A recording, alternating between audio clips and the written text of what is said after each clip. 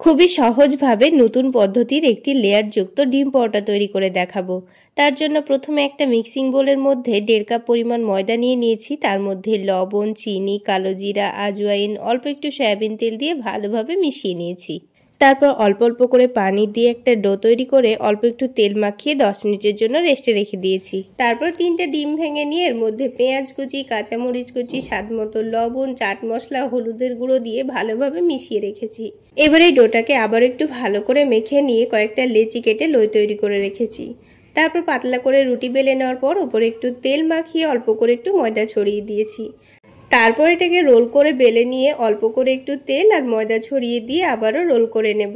এইভাবে করে সবগুলো লেচি রেডি করে কিছুক্ষণের জন্য রেস্টে রাখবো। এবার একটা করে পরোটাগুলো বেলে নিয়ে হালকা গরম তাওয়ার মধ্যে উল্টে পাল্টে সেঁকে নেওয়ার পর ওপরে একটু ডিমের মিশ্রণটা চারিদিকে ছড়িয়ে দেওয়ার পর অল্প করে একটু তেল দিয়ে উল্টে পাল্টে ক্রিস্পি করে ভেজে তুলে নিয়েছি।